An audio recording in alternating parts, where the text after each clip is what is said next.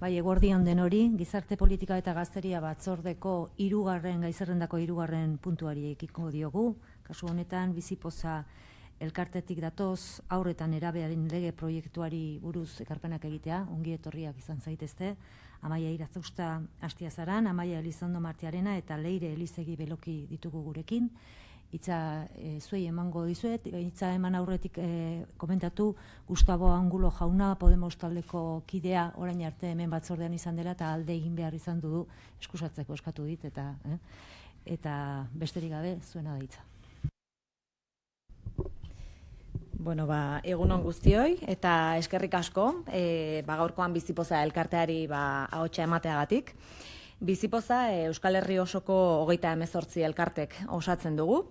Eremu ezberdinetan lan egiten dugun irabazi asmorik gabeko entitateak gara.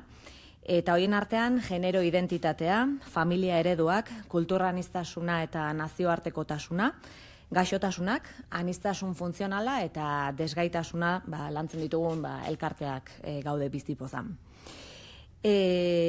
Guztion artean osatzen dugun sareak gizarte justuago, solidarioago eta inklusiboago baten alde lan egiten du. Eta horrez gain guztioi euskara berak batzen gaitu. Bizipoza osatzen dugun elkarte guztiak, errealitate ezberdinak ditugu. Baina amankomunean badugu helburu nagusi bat.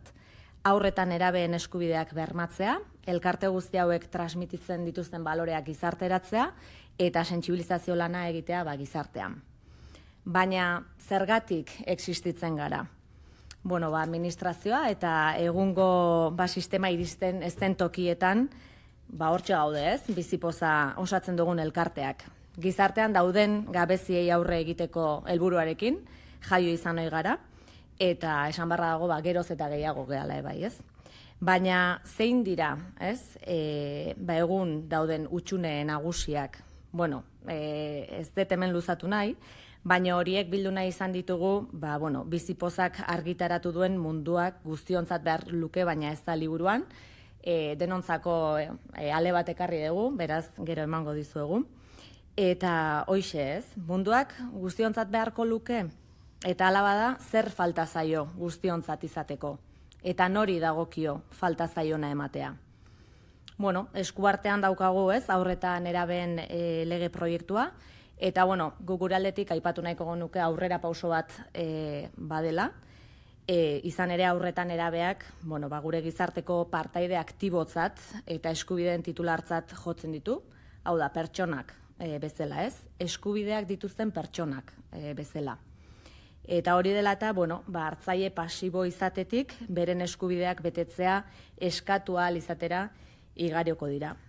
Eta ez hori bakarrik, eragiten dieten gaietan parte hartzeko gaitasuna ere izango dute.